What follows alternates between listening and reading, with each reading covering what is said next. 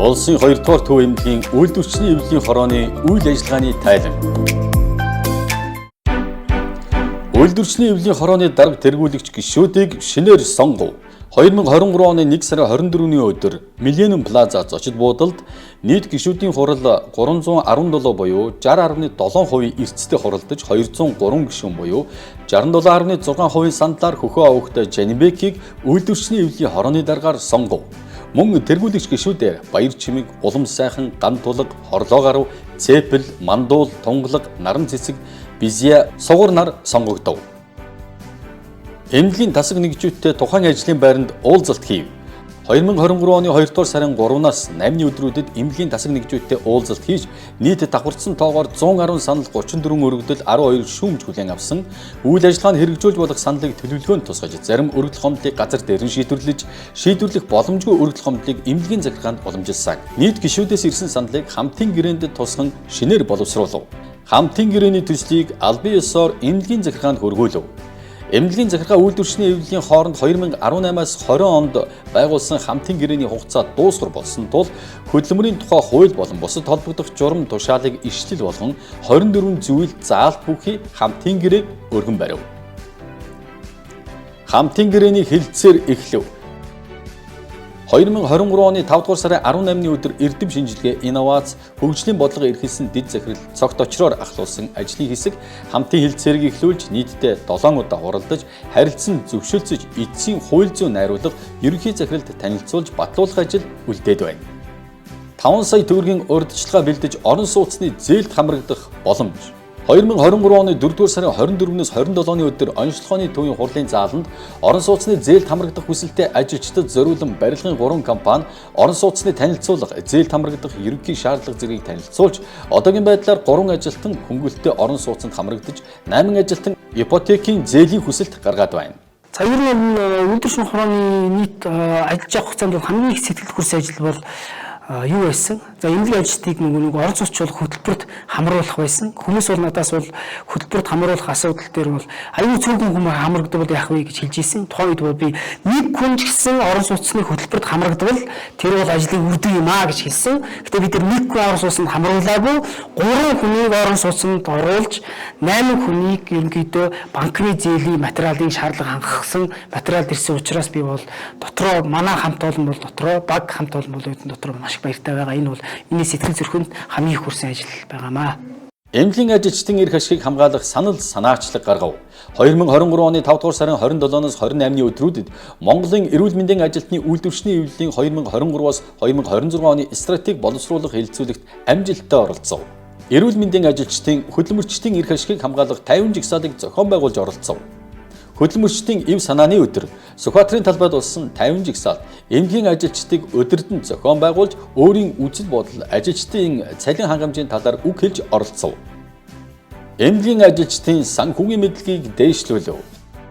2023 оны 6 дугаар сарын 15-ны өдөр үндэсний томоохон брокер дилерийн компани болох ТТБ Капитал хувьцаа засгийн газрын бондын талаар мэдээлэл өгч данс нээсэн.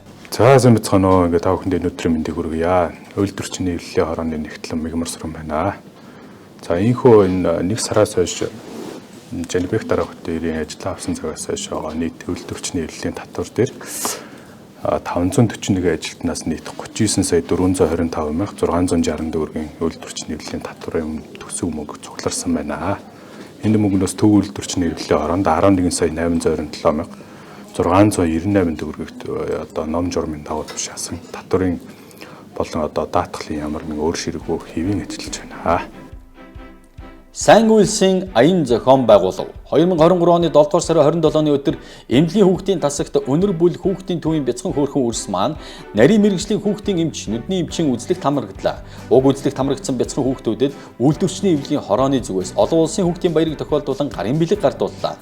Мөн уг арга хэмжээ нь манай эмнэлгийн хүүхдийн тасгийн барилгын санхүүжилтийг олгосон бүгд найрамдах Хятад ард улсын Эчин сайдын яам болон эрүүл мэндийн яам, боловсрол шинжилгээ ухааны яам, эмнэлгийн удирдлагууд хүүхдийн тасгийн барилга үйл ажиллагаатай танилцах үедээ давхцсан сайхан үйл явдал боллоо.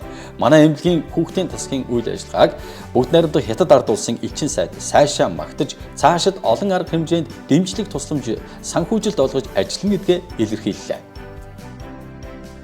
Мэйтийг хамарсан биеийн тамирын арга хэмжээ зохион байгуулав. 2023 оны 6 дугаар сарын 16-ны өдөр үйлдвэрчний эвлэлийн холбооны нэрэмжит 5 төрөлт спортын арга хэмжээг амжилттай зохион байгуулав. Сайн байна уу?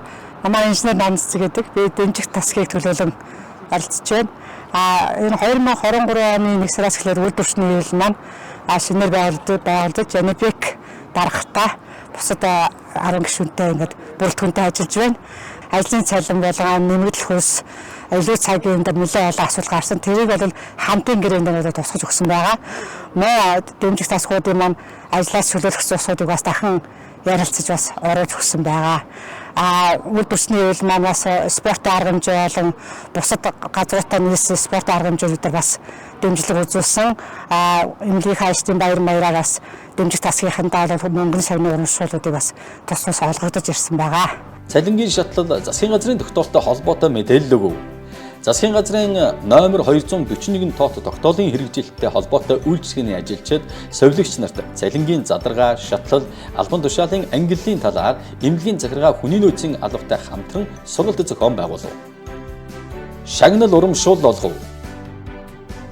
Олон улсын совилогчдын баярын өдрөөр совилогч нарын хувь хүний хөгжлийг дэмжих үүднээс санхүүгийн дэмжлэг үзүүлв. Бидний хийж байгаа ажилд бол хүмүүсийн сэтгэл ханамжууд өндөр байгаа шиг бол надад санагдаж байгаа. Одоо бидний бас нэг гол хийх ёстой ажил бол нөгөө хамтын гэрээ байгаа. Тэр маань одоо тодорхой хэмжээнд хүрээд хамтын гэрээгээ хийгээд одоо нэг гарын үсгийг зурж баталгаажуулах юм дээрээ бол очсон байгаа. Энэ асуудал шийдэгдээд ирвэл тэгээд сэтгэл ханамж бүдээшлэх баха гэж бодож байна. Ийхүү улсын 2 дугаар төв эмнэлгийн үйлдвэрчний эвлэлийн хорооны үйл ажиллагааны тайлан танилцууллаа.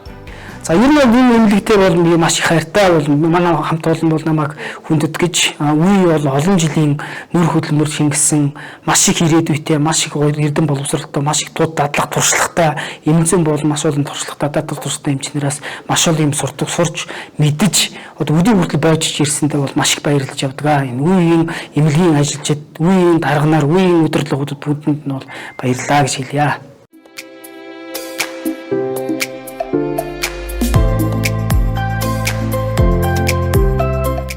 Улсын 2 дугаар төв эмнэлгийн үйлдвэрчний эвлэлийн хорооны үйл ажиллагааны тайлан.